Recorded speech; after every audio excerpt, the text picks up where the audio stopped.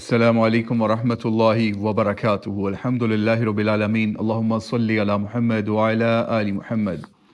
یہ ہمارے ہاتھ میں ایک کتاب ہے منہاج القاصدین، جو کہ تصنیف ہے امام عبد الرحمن ابن جوزی رحمہ اللہ کی، اور اس میں سے ہم ایک اہم باب یا ایک اہم فصل آج آپ کے سامنے پڑھنے جا رہے ہیں، جو کہ بہت امپورٹنٹ ہے کہ قرآن پاک پڑھنے کی فضیلت یا پھر اس کے آداب کیا ہیں۔ تو آئیے بلا تاخیر اس کا آغاز کرتے ہیں۔ پیج نمبر 91 ہے اور اس پہ قرآن پاک کی تلاوت کے آداب اور فضیلت پڑھنے جا رہے ہیں۔ قرآن کریم کی سب سے بڑی فضیلت یہ ہے کہ یہ اللہ کا کلام ہے۔ اللہ نے بہت سی آیات میں خود اس کی یعنی اس قرآن کی عظمت بیان فرمائی ہے۔ فرمایا ھذا کتاب انزلناہ مبارک، یعنی ہم نے اس کتاب کو اتارا، یہ برکت والی ہے۔ پھر ایک اور جگہ پہ فرمایا ان ھذا القرآن یہدی للتی ہی اقوم، یعنی اس کا مطلب کہ یہ قرآن وہ راہ دکھاتا ہے جو بہت سیدھی ہے۔ بخاری شریف کے افراد میں حضرت عثمان بن عفان رضی اللہ عنہ کی حدیث ہے کہ نبی علیہ الصلوۃ والسلام نے فرمایا تم میں سے بہترین آدمی وہ ہے جو قرآن سیکھے اور سکھائے۔ اور حضرت انس رضی اللہ عنہ نے کہا رسول اللہ صلی اللہ علیہ وسلم نے فرمایا کچھ بندے اللہ تعالیٰ کا اہل و عیال ہیں۔ کہا گیا اے اللہ کے رسول علیہ السلام وہ کون لوگ ہیں کہ جنہیں آپ اللہ کے اہل و عیال کہہ رہے ہیں؟ تو فرمایا قرآن والے ہی اللہ کا اہل و عیال ہیں، اس کے خاص بندے ہیں، اور اسے امام نسائی نے روایت کیا ہے۔ ایک اور حدیث میں ہے کہ نبی صلی اللہ علیہ وسلم نے فرمایا اللہ اس دل کو عذاب نہ کرے گا جس نے قرآن یاد رکھا۔ اور ابن عمر رضی اللہ عنہما نے کہا نبی علیہ السلام نے فرمایا قرآن والے سے کہا جائے گا پڑھتا جا اور چڑھتا جا اور ترتیل سے پڑھ جیسا کہ تو دنیا میں پڑھا کرتا تھا، تیری منزل وہاں ہے جہاں تجھے تیری آخری آیت کی قرات پہنچا دے۔ امام ترمذی نے اس کو روایت کیا ہے۔ حضرت بریدہ نبی علیہ السلام سے روایت کرتے ہیں کہ آپ نے فرمایا قیامت کے دن قرآن اپنے ساتھی کو ملے گا، جب وہ قبر سے کمزور اور زرد رنگ نکلے گا تو کہے گا کیا تو مجھے پہچانتا ہے؟ وہ کہے گا میں نہیں پہچانتا۔ تو وہ کہے گا میں تیرا ساتھی قرآن ہوں کہ میں نے تجھے گرمی میں پیاسا رکھا اور رات کو جگایا، اور ہر تاجر اپنی تجارت کے پیچھے ہے، اور میں آج تیرے لیے ہر تجارت سے اچھا ہوں۔ پھر اس کے دائیں ہاتھ میں اختیار دیا جائے گا اور بائیں ہاتھ میں ہمیشہ رہنا، اس کے سر پر وقار کا تاج رکھا جائے گا، اور اس کے ماں باپ کو 2 حلے یعنی جوڑے پہنائے جائیں گے کہ ساری دنیا ان کی قیمت ہی نہیں بن سکتی۔ تو وہ کہیں گے یہ حلے یا یہ لباس ہمیں کس بنا پر پہنائے گئے ہیں؟ کہا جائے گا تمہارے بیٹے نے قرآن یاد کیا تھا۔ پھر کہا جائے گا کہ جنت کے درجات اور بالا خانوں میں پڑھتا جا اور چڑھتا جا۔ جب تک پڑھتا جائے گا چڑھتا رہے گا، خواہ تیزی سے پڑھے یا آہستہ۔ پھر آگے امام ابن جوزی نے روایت نقل کی، ابن مسعود نے کہا قرآن والے کو چاہیے کہ وہ اپنی رات کو پہچانے جب کہ لوگ سوئے ہوں، اور اپنے دن کو جب کہ لوگ کھانا کھائیں، اور اپنے غم کو جب لوگ خوش ہوں، اور اپنے رونے کو جب لوگ ہنسیں، اور اپنی خاموشی کو جب لوگ باتیں کریں، اور اپنے خشوع کو جب لوگ تکبر کریں۔ قاری کے لائق نہیں کہ وہ سنگ دل غافل شور مچانے والا اور مغلوب الغضب ہو۔ یہ امام ابن مسعود رضی اللہ عنہ کی بہت زبردست بات ہے کہ قرآن پاک سے ہمیں کس طریقے سے تعلق جوڑنے کی ضرورت ہے۔ جس وقت لوگ خوشی میں بھی ہوں، غمی میں بھی ہوں، خاموشی میں ہوں یا غصے میں ہوں، ہر حال میں قرآن پاک کو اپنے سینے سے لگا کے رکھنا ہے۔ اور قرآن پاک والا جو بندہ ہے وہ مغلوب الغضب ہو، یعنی اپنے غضب غصے کے اوپر قابو پانے والا ہو۔ یعنی اس سے پتہ چلتا ہے جو لوگ قرآن والے ہوتے ہیں وہ سٹھیاتے نہیں ہیں، نارملی کوشش یہی کریں اپنے غصے پہ قابو پائیں۔ حضرت فضیل نے کہا قرآن کا حامل اسلام کا علم بردار ہے، اسے لائق نہیں کہ لغو گوئی کرنے والوں میں مل کے کوئی لغو گوئی کرے، یعنی بری باتوں کے اندر، جیسے بری مجلسوں کے اندر آج کل جھکتے ہیں اور اس طرح کے غلط کام ہیں، تو وہ کام قرآن پاک پڑھنے والے کو یا اس کا علم رکھنے والے کو نہیں کرنا چاہیے۔ پھر کہتے ہیں کھیلنے والوں کے ساتھ کھیلے، یعنی غلط کھیلنے والوں کے ساتھ۔ اسے چاہیے کہ اللہ کی عظمت کو ملحوظ رکھے اور بھولنے والوں کے ساتھ کوئی ایسا بھول والا کام والا اس کا معاملہ نہ ہو، اور نہ اسے یہ لائق ہے کہ وہ اپنی حاجت کسی اور کے پاس لے کے جائے، بلکہ لوگ اپنی حاجتیں اسی کے پاس لے کے آئیں، یعنی وہ لوگوں کے سامنے ہاتھ نہ پھیلاتا پھرے جو قرآن کا قاری ہو، حافظ ہو۔ امام ابن حنبل رحمہ اللہ نے کہا میں نے خواب میں رب العزت کو دیکھا، میں نے عرض کیا اے میرے رب، آپ کی جناب میں تقرب حاصل کرنے والے کس چیز سے تقرب حاصل کرتے ہیں؟ فرمایا اے احمد میرے کلام سے یعنی قرآن سے۔ میں نے عرض کیا سمجھ کر پڑھنے سے یا بغیر سمجھ کر پڑھنے سے؟ فرمایا سمجھ سے بھی اور بغیر سمجھ کے بھی۔ امام احمد ابن حنبل کا اس خواب سے کہ قرآن پاک کو سمجھ کے پڑھنے والوں کے لیے بھی ثواب ہے اور بغیر سمجھ کے پڑھنے والوں کے لیے بھی، لیکن احادیث سے چیز ثابت ہے کہ سمجھ کے پڑھنے والوں کو زیادہ اس کا فائدہ ہوتا ہے۔ آگے چلیے، آگے آداب تلاوت آ رہے ہیں صفحہ نمبر 93 پہ، کہ قرآن پاک پڑھنے والے کو چاہیے باوضو ہو، ادب سے بیٹھے، سر نیچے کیے ہو، چار زانوں تکیہ لگا کے متکبروں کی طرح نہ بیٹھے۔ بہترین حالت ہے جیسے نماز میں کھڑا ہو کر پڑھے، یعنی نماز میں، نوافل میں، مساجد میں ہو۔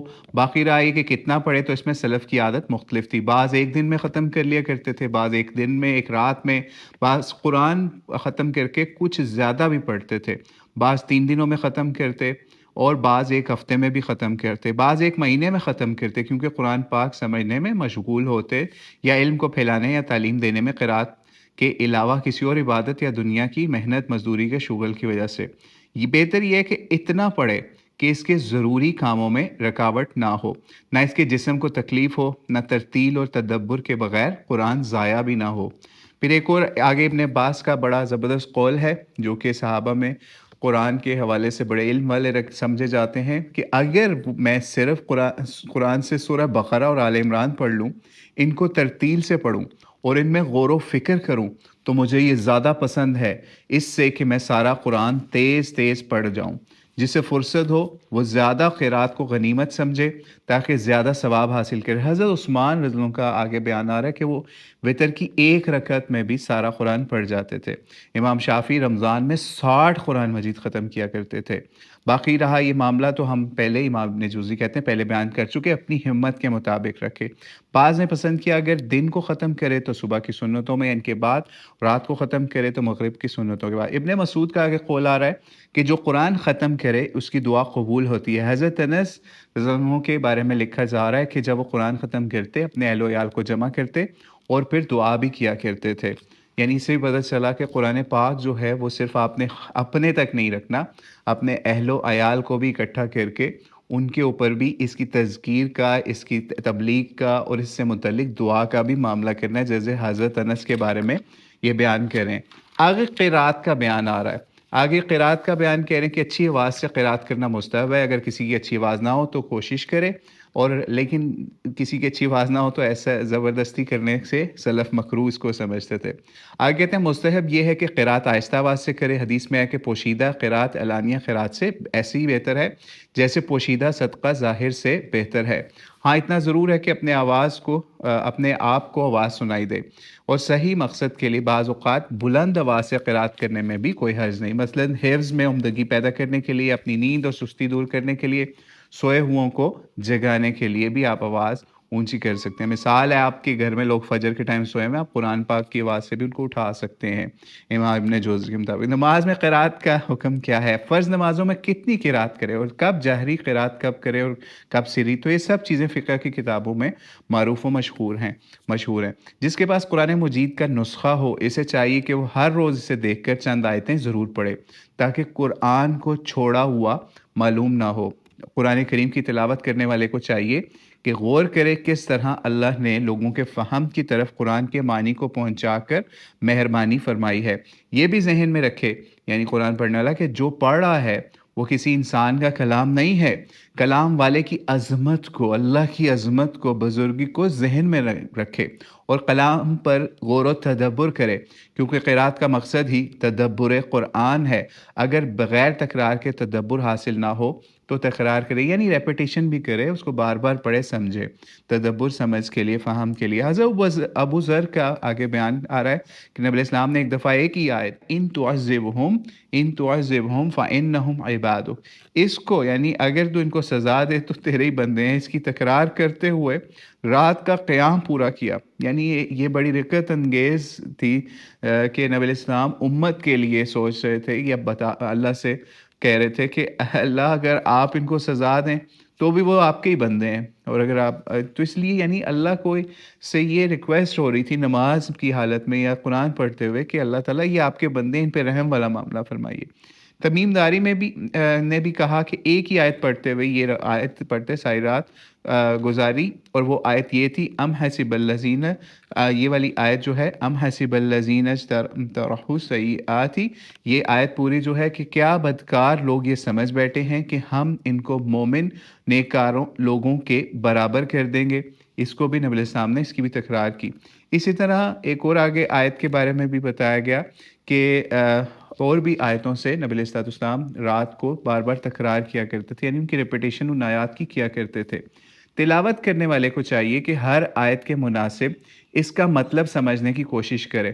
جیسے جب آیت آئے خلق السماوات والارض، کہ اس نے یعنی اللہ نے آسمان زمین پیدا کیے، تو پڑھے تو ہر نظر آنے والی چیز میں اس کی عظمت، قدرت، اللہ کی عظمت اور قدرت کا تصور، امیجنیشن اس کے اندر ہو۔ اور جب آپ کی آیت آئے افرأیتم ما تمنون، یعنی کہ کس طریقے سے نطفے کا معاملہ ہے، تو اس پہ بھی غور کرے کہ کس طریقے سے اللہ تعالیٰ نے گوشت، ہڈی، رگ اور پٹھے میں کس طریقے سے ایک سمجھ لیجئے ذرے سے اس دنیا کے انسان کو بنا دیا، اور پھر اس کی مختلف شکلیں، سر، ہاتھ، پاؤں کس طرح بنتی ہیں انسان کی، جو اس میں عادت صفات شریفہ مثلا سننا، دیکھنا اور سمجھنا کس طرح نمودار ہوتی ہیں، ان سب عجائبات پر انسان غور کرے قرآن پاک پڑھتے ہوئے۔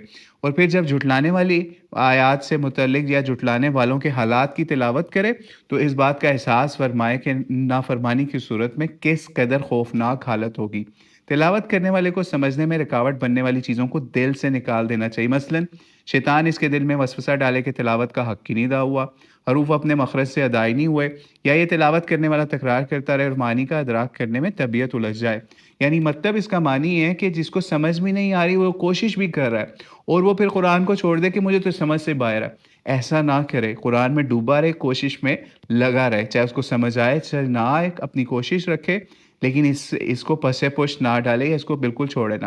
تلاوت کرنے والے پر گناہ پر اصرار نہ کرے، متکبر نہ ہو، اپنی خواہش کی پیروی کرنے میں مبتلا نہ ہو، کیونکہ ان سے دل میں ظلمت پیدا ہوتی ہے اور دل زنگ آلود ہو جاتا ہے۔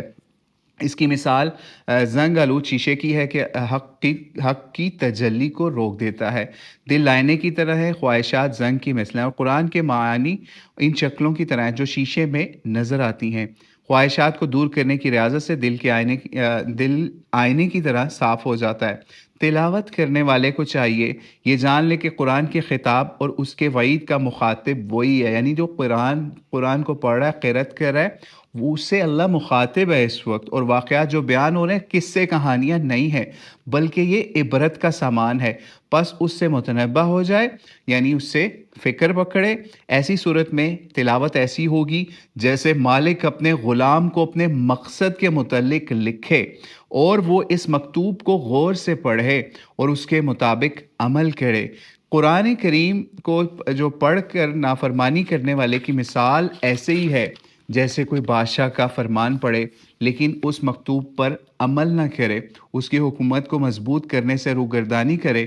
ایسا آدمی بادشاہ کے حکم کی مخالفت کرنے والا ہے۔ ایسی تلاوت کرنے والا جو ہے وہ عذاب کا مستحق ہو سکتا ہے۔ چاہیے اپنی قوت اور طاقت پر بالکل بھروسہ نہ کرے، یعنی قاری جو ہے اپنے نفس کو پاک نہ سمجھے، اس کو خوشنودی کی نگاہ سے نہ دیکھے، یعنی اس کو خوشنودی کی نگاہ سے دیکھے، یعنی اللہ کی خوشنودی کی طرف اس کی توجہ ہو۔ اور جو آدمی اپنے نفس کی کوتاہی پر نظر رکھتا ہے اس کا یہ فعل قرب الہی کا سبب بن جاتا ہے۔